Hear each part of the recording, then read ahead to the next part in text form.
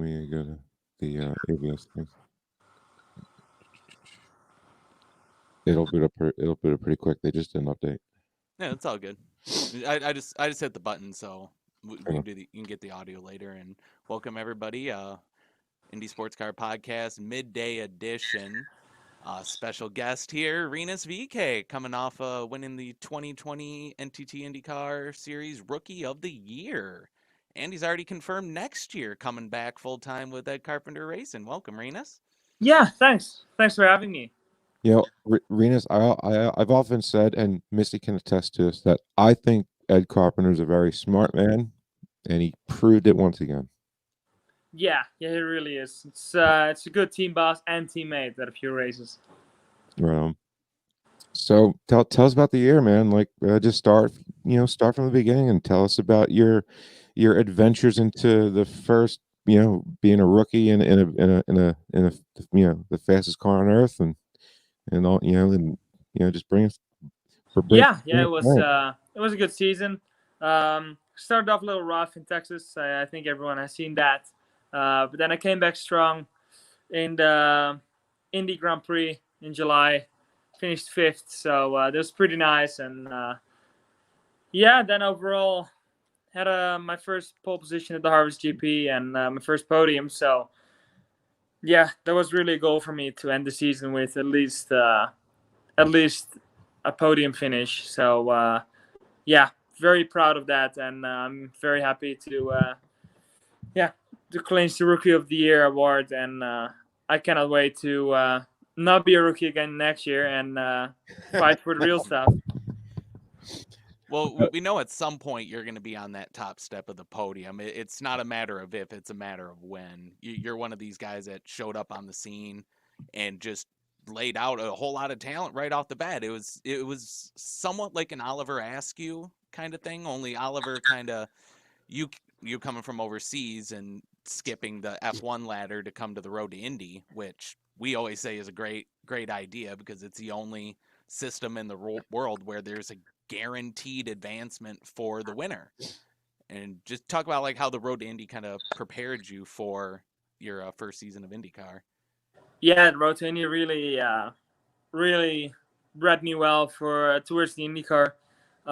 Starting in USF, I really did like all the steps from USF, Indy Pro, and Indy Lights towards IndyCar. So won a scholarship in 2018 in Indy Pro, and I think because of that, I'm an IndyCar driver now. I think if I didn't do that, maybe Parker Thompson would be an IndyCar driver. You never know. So it could be, I think I'm pretty lucky with that, and we've had a good few years. We had a good plan, and I think the road to Indy really made sure I got an IndyCar driver. I think without that wouldn't be possible. Yeah, and I just want to say, like, your I guess was the 2018 championship at US Pro Mazda, or Indy Pro, whatever.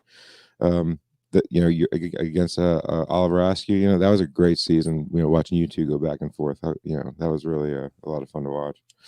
So yeah, that was really fun. I've had a good few years with fighting with Oliver. It's pretty cool to start side by side with him in his last race with Arrow McLaren. So rivalry keeps going. I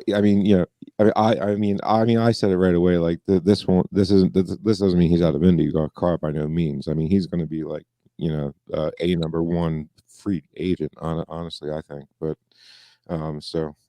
you're going to keep on battling with him. But I think I said that a couple years ago, that like this group of drivers, you were included in this group of drivers along with Ollie and Parker Thompson and Pato and Aaron Tias and all that. Like that this whole group, when they get into IndyCar, it's going to get really fun because a lot of great talent, and they respect each other at the same time. There are a lot of friends off the track. So it and then seeing this year with like you and Ollie out there, and then Pato's out there, which he wasn't a rookie, technically, but he was a full-time rookie this year, so seeing all you guys out there battling, man, it was just like I was like, what I just can't, no, I didn't cry, but I was, I mean, Missy and I and Jared, we've seen you guys come up through the ranks the last 3 years. We are invested emotionally in seeing you guys get to the top. So it does mean a lot to the fans, and there have been a lot of fans that watched you guys, rise to the top. I mean, more than any other feeder series by far, in any other top tier racing. So, I mean, did you feel that like when you became a rookie, a lot of the time when you guys come into IndyCar as a rookie, nobody really knows them, so there's not really a following yet. But like when you came in as a rookie, like did you feel like that you were like the unknown, or already, or did you feel like people already knew you already, so you felt more comfortable? I felt like the people who knew me, but not like many of the fans didn't know me. Of course, there were no fans on track, so for the first part of the season, so it was hard to get like connection with them. But then after a few cool races and the spin and flick, the spin and point, after the driver introductions in Indy, people started to know me, and last race in St. Petersburg, there were really fans, and that's right. Sorry, I forgot about that. Yeah. I was like, so I looked at Missy. I'm like, did Rinus just do this? Yeah, it's pretty fun. But then, the fans in St. Petersburg, like walking towards the pit lane, they were screaming VeeKay, and you saw them. That's awesome. You saw them being, super, super excited to see me, and that's really nice to see. And beginning of the season, I was in Road America, first race with fans, standing in line to the check. I was a little too late for the IndyCar check, and Ed Carpenter t-shirt on, and people said, "Oh, so you're an ECR fan too?" I'm like, I'm driving for now. It's like I'm the driver, like. And once you say that, they're like, "Oh yeah," but well, and they get all red, or like, "Oh, I just made an idiot out of myself." Yeah. Well, they probably look at you and they're like, "He's too tall to be an IndyCar driver." Yeah, too tall and too young. That always happens. Oh, it's too funny. So, well, it's definitely one of the best things that we can see, because me, Frank, and Missy, we primarily cover the road to Indy. So it's always great for us to see a success story, someone come up, work their way up through the ladder, and eventually make it to IndyCar. Because by the time they reach it to IndyCar, we feel like we know you, we've talked to you plenty of times, and it's something like Frank said, we feel emotionally invested in you guys' success, because we feel like we're kind of there in a way along for the journey with you guys. And it's something that we take great pride in, being able to say, hey, we saw this guy back when he first started, and now look at him. It's one of those things that makes us happy, and I can guarantee you it makes a lot of people happy to see someone like you come Especially over. Nobody know who you were, and now everybody does. Yeah, thank you. I bet your dad was going nuts. Yeah, I would say I hope he's happy and proud. Oh, he's very happy. He always is. If it goes well, like qualifying one lap, well, you're coming to the race, and he's like, "Oh yeah, we have no speed," and next lap, boom, P2, like in St. Petersburg, and everything's happy. So yeah, he's very excited for me, and it's been a family effort. We've been working very hard. The family has been, revolving around me. So, it's great to give them this success too. Now, how important is it going to be that you're going to stay with Ed Carpenter Racing next year? Have you felt like over the course of the year, your relationships with your engineer, spotter, strategist, like that's kind of built up, and you're looking forward to next year? Or has it been a challenge trying to acclimate yourself to the differences between IndyCar and Road to Indy? No, there's a good atmosphere in the team. So everyone works together really well. Everyone enjoys. And I'm very happy to just be back in IndyCar for next year, because there's often drivers that just go to IndyCar 1 year and then, you don't really hear from them again. So I'm very proud to come out for ECR again in 2021 with number 21 and turning 21. And my 21st race will be Indy 500. So I mean, it's too perfect. That's a Mace sweep and a championship right there. Yeah, it's on the numbers. It's a funny thing with the numbers, but we still got to give it all. Yeah, definitely. So it's sad to remember when you get on the podium before you turn 21 that they give you the non-alcoholic champagne. Oh yeah, yeah. We'll see how that goes. Yeah, no, he's not going to tell him that, you know. Yeah, that's true. Well, what you gotta do is do what Herta did last year at Circuit of the Americas and kind of grab the wrong bottle, and accidentally grab the wrong bottle. Oh, I was going to say when a race he wasn't supposed to. My bad. I'm glad you said that. I still won't give it to him. That was Will's race. I'm sorry. Never mind. We're not going to get into this now. Okay, no. So Rinus. Back to Rinus. So what was your? I would say rank like that. I mean, all the tracks you should be pretty familiar with because Indy Lights does race at most of them, but like not all of them obviously. But what was your maybe like worst and best track if you had to rank them, like you had the most difficulties at this track and this is what you learned, or you had the opposite of that as well. And it's less related to results and more of like which ones were harder for you to kind of adjust and learn. Yeah. Because where you're placed doesn't always tell the story. I think Gateway was really tough for me. Because you went up there through 2 ranks, right? So I mean, promo. Yeah, I drove there in Lights and in Indy Pro. That's what I thought. So it was very tough this year with all the marbles. You don't really have those in the Road to Indy with the few cars that are driving. So with the IndyCar, you just get all those marbles, the long race, and passing was hard. So it was all about strategy, saving fuel, a lot of thinking. So yeah, that was very tough. But you mean it's not all turning left 4 times? No. Well, the people that don't get the oval racing, they should go to the track, and they will think otherwise after that weekend. Yeah, definitely. I mean, and like by the end of the race, you could see where you cannot be. I mean, it's so hot. I mean, like just the color difference. It's like black, gray, blackish. Yeah. Don't be up there. No. I did that in Texas, and well, it's not good. Well, I mean, but Texas, the whole track is horrible. Well, in Texas was one that you would have never raced at in Indy Lights or Indy Pro. I did to start your season, your first ever IndyCar race on a high banked oval like Texas, where you'd never been before, had to be like trial by fire, like just threw you right in the deep end. Yeah. It was tough, but it shaped me. So I think next year a doubleheader in Texas. Yes. We'll do good there. I'm confident, even though the result was dramatic this year. I think learning from our mistakes, it can be a very good weekend. Wasn't Texan Justin Wilson's last win? I believe because I remember with the 6-shooter. Yeah, I feel like it was. I'd have to turn on my other computer and do some crack research. But like that was funny looking, but seeing Rinus with a cowboy hat on and going, I just want to see it so bad. So get a couple of 6-shooters going. Yeah, that would be awesome. Yeah. I would sign for that. Definitely, yeah. And I mean, I'll be laughing for it. I'm gonna lie. Yeah. And yeah. But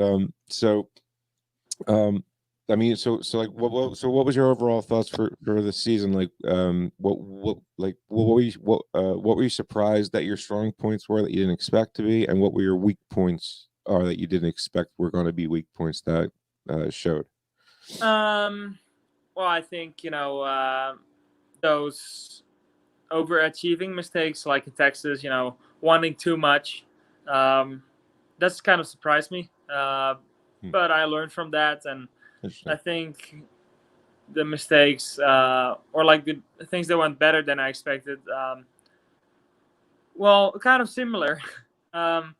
Just being aggressive and being able to race all those veterans hard and saving fuel and doing all that stuff, that went pretty well, and I'm very happy with how that went all season.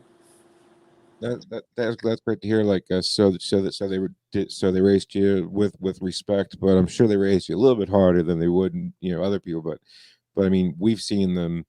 I mean, they really gave it to Robbie before Pocono. I mean, let's just face it, they were just giving it to Robbie his rookie year. So, but we didn't see them treat you that way. So I guess they earned your respect pretty early on.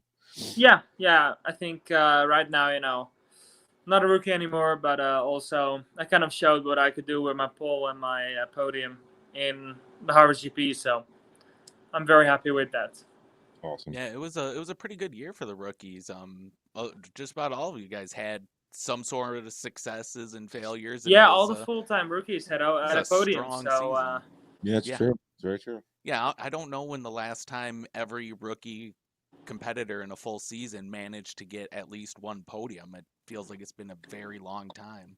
Yeah, well, I think it's pretty good. It shows how strong the rookies were. So I'm excited for next year, driving, with all the veterans and being one of them. So, I mean, like I do love asking this. So pitting, they don't teach that in pitting. I really wish they would even simulate it in Indy Lights at least. It's just simulate it. Don't have to do it. Just simulate it for the driver's sake.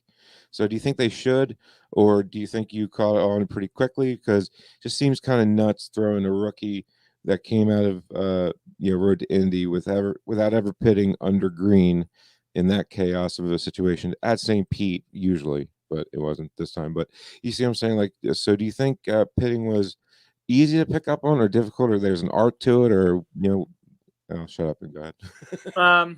Yeah, it's pretty tough, with the lack of practice before.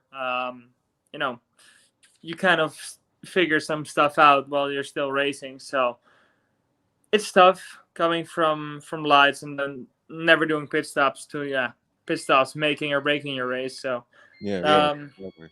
yeah, it's going pretty well. Well, I mean, do you think Road to Indy should make Indy Lights, have to at least simulate a green, like a green flag pit stop at a certain green flag lap in the race, like right in the middle? Who knows? You think they should implement that or keep it the way it is? Well, I think it should be nice for the drivers, but getting a pit stop makes the budget go sky high again for Indy Lights. Extra crew, a lot of extra stuff. So you never know. It's plus and minus on all aspects. Definitely, yeah. That's why I was like, let them just do it simulated. Nobody's changing anything, but they're coming in when they should, hitting their marks, then coming out with everybody else doing it. I mean, that's a lot I was getting into, but I guess it was like a heavy medium because I think we got into this pretty hard like 2-3 years ago. I think when I think it was like it was right after the whole Chip and Will's tire guy bounced off of Dixon's Sonoma. Yeah, that's what it was. I can't believe you picked that race out of here. I still remember watching it live happen because it was right there on the TV. But Rinus, the one thing I've always, and to kind of piggyback on the pit stop thing, the one constant I've always heard from new drivers coming up to IndyCar is getting your in laps and your out laps. Yeah. Before and after the pit. How much of a wake-up call was that, the difference in performance of the car coming out on cold tires and having to push on it, and then also coming in on an empty tank on used tires and still trying to push as hard as you can? Yeah, that was very tough. Of course, you get cold tires in the Road to Indy, but you never really push, and it never really counts. So it's pretty hard, like St. Petersburg, going out on there with cold tires. That's tough. If you make one mistake, you're in the wall and your race is over. So you never give it like 100% because you never really know how warm the tires are. But you always kind of push. But I think it's going pretty well in that part. And then the other thing on that is the difference between the Firestone Reds and the Firestone Blacks. That's something you never deal with in Road to Indy. So how much of that was a learning experience, the differences in handling between the two tires, and then having to switch in the middle of the race back and forth and then deal with those changes? Yeah, that was very tough at the beginning of the season. You don't have a lot of practice, and well, those reds are a lot different than the blacks. But then on the end of the season, I kind of started to master that. So I think I really improved throughout the season with that, and I got the experience I needed. So like, speaking of the reds and the blacks, what's your preferred strategy with them then? Like, how do you use each one differently when you have them on? Depends on the track and the weekend. Sometimes, like in Indy in the Harvard GP, the Reds were better, also in the long run, which was pretty weird.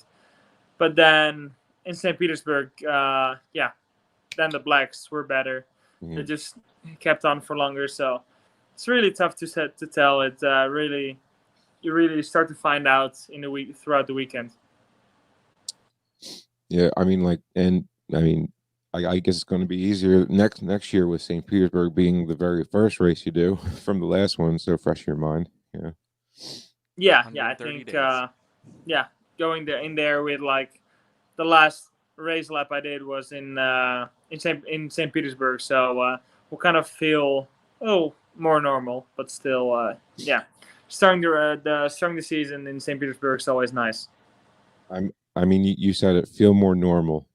Feel more normal. Yeah. Yeah, I'm really looking forward to that. Yeah, being there in St. Pete last week was about the most normal I felt all year. Rub it in. Yeah. Well, we saw fans. I signed autographs, so that's the first for the season. So I was happy with that. This is crazy. 2 years ago, I was watching St. Pete with your family up in the top stands, and then 2 years later, you're racing on it, man. So that's great. Yeah, awesome. Funny. So proud of you, man. Really pulling for you, and really. Yeah. Awesome. So, thank you. Got any fun plans for the 4.5 month off season apart from racing? Getting stronger. Being in the gym probably all day. Making sure. Well, I use the off season to just get a lot stronger and be way fitter than I am now. I assume you live there in Indianapolis with the team being there. Yeah, I live in Indy now, so I will go home to the Netherlands in the off season. So, go to the gym there, but weights are equally heavy if you stack them on. So doesn't matter where you are. So we're just gonna keep working out and make sure I'm as strong as possible next year. Do you still do like iRacing or sim racing stuff in the throughout the year and stuff, or you just not really? I don't have to a the sim at actual home. real simulator? Yeah, I go to the Chevy sim in Charlotte, but I don't have a sim at home, and I'm basically pretty busy with with going to the team, working out, that you're eventually not kind of running out of time. Question for you. So the aero screen, are they finally figuring out the amount of airflow through the cockpit for you guys, or is it still like really getting really hot in there? It stays pretty hot. It improved throughout the season, but yeah, St. Pete was kind of hot. It is Florida. I had to brace myself before the race. Getting into the car, I knew it was going to be hard. So anyway, I think fitness really pays off even more now if it's that hot. Yeah, definitely. Yeah, I think that's where your endurance comes in, right? Yeah. I really think that helps with the performance. Hey, but at least if you got to go pee, you can just go because you're already soaked. You might as well, right? Yeah, just pull the hinge. Yeah. Now, one thing I've always been curious about, because every car during the race you have a drink bottle that you can access, press a button on the steering wheel, it gives you a drink. Do you normally go through the whole thing throughout the course of the race? Some races I don't drink anything. I only drink under yellows, so I think drinking distracts me from driving when I'm going, when I'm green. But yeah, then at the yellows, you're kind of driving slow, so then I'm drinking. But for the rest, if it's all full green race, I don't take a sip. So you like pre-hydrate quite a bit before the race? Yeah, I think the days before the race, I drink about 6 liters of water a day. Yeah, just to make sure I'm fully hydrated and have a really big bladder. yeah. Well, yeah, because fitness and endurance is like two of the biggest factors that you need to drive an Indy car with no power steering, and now with the windscreen, it gets super hot in there. I mean, just looking at Will Power there during St. Pete, he only got through maybe not even half the race, and he looked like he was going to pass out from heat exhaustion after he got out of the car after his incident. It was, and he's Australian. yeah. I mean, that doesn't make any sense. Yeah. That don't make no sense. Race car drivers are athletes. Exactly. People understand because you see the car do the work, but we are steering the car, and it's really it's a form of just being an athlete. I think you got to be fitter. You're never fit enough to drive an Indy car. There you go. Yeah. Well, I mean, you look at someone like Tony Kanaan, who does like Ironman triathlons and all the stuff he does. I mean, that's like a bare minimum amount of work you got to put in just to be in the kind of shape you need for an Indy car. And you see what Jimmy Johnson did, where he took the 25-pound weight plate and was just spinning it, simulating driving, and that's how he built up the kind of muscles for an endurance to drive the car. Yeah.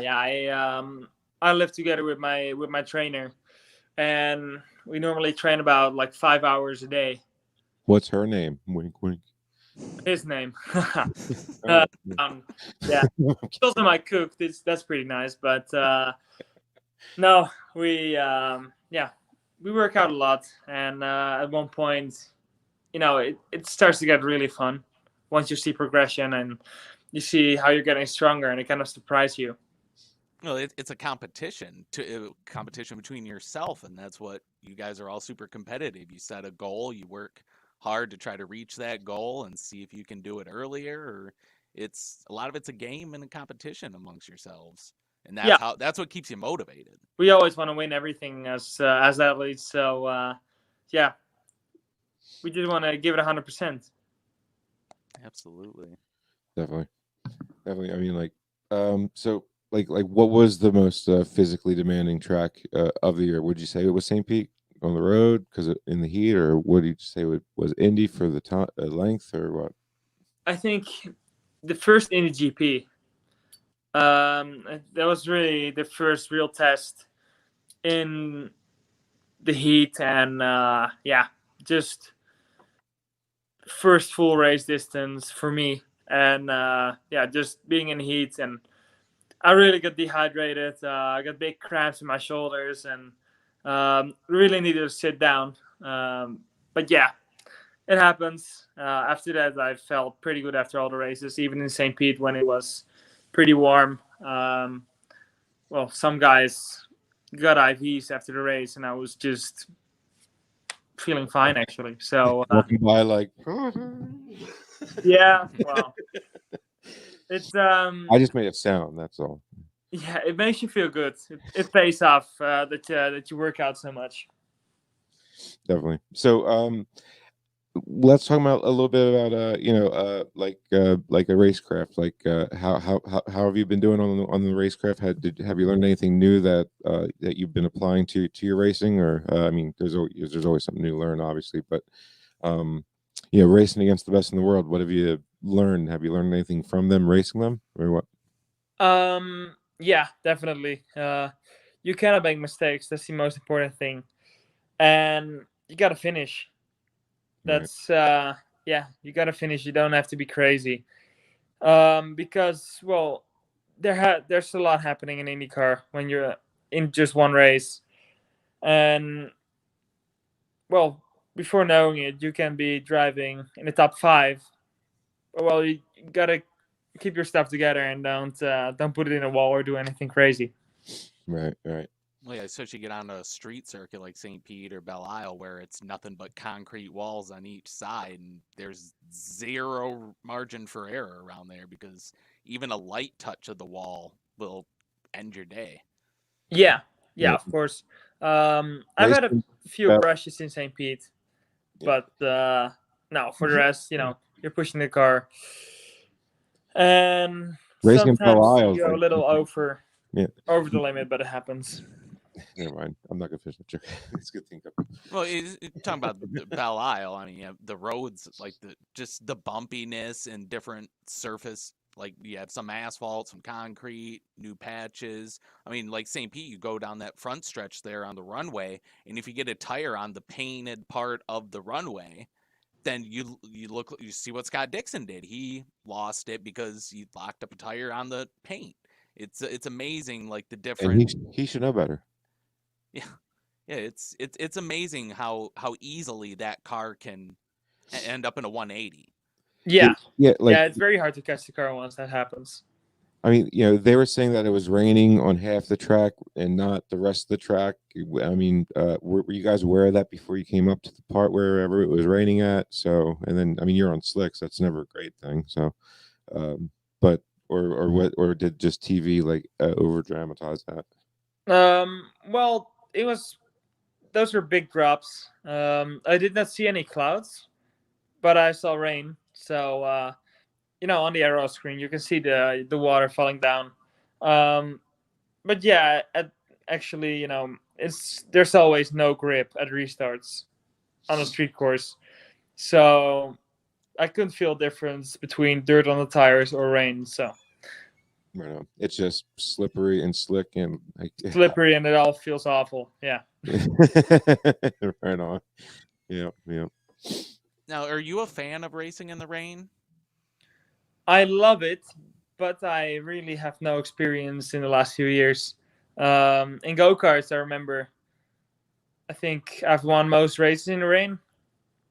But then in cars, well, I've done one race in the rain, and that was with a GP2 in Imola. So I won that race too. But awesome. I think I need some more work on a wet track. Just like a test down a wet track would be nice. Imola's iconic. Great track. Yeah, that's very flat turns, right? Yeah. So you still own your go-kart? No, we sold it. Sometimes I just contact my old mechanic and we meet on the track, and he just has a go-kart for me ready to drive and just have fun like the old days. That's awesome. Yeah. That's the most important thing, is that you're having fun. If you're not having fun, what's the point of doing it? No, of course. I have a lot of fun. More fun in IndyCar too. I hope so. Yeah, and I can't imagine that you're not having fun, because every time you're on camera or something, you're smiling. You look like you're on top of the world. Yeah, it's awesome. It's a dream I'm living. So why should I not enjoy it? Exactly. Absolutely. Live in the moment, man. Definitely. Yeah. Well, Rinus, we really want to thank you for coming on, man. We always love having you. Jared set this all up. So Jared, Yeah, big thanks to Bree at Ed Carpenter Racing and Kate Davis at IndyCar for helping set this up. We actually, I remember, tried having you on shortly after the Indy 500. I had set something up with Bree, but then, of course, you won Indy 500 Rookie of the Year, which meant that you had all sorts more media to deal with, and it was a little tough for us to get in there. But we really appreciate you taking the time, middle of a Wednesday here, to sit down and talk to us. Yeah, thank you very much. Yeah, thanks for coming on, man. And nothing but just good luck to you in 2021 on that, and just always be fast. Just always be fast. Be safe, man. Yeah, thank you very much. All right, thanks, Rinus. Thanks. Bye-bye.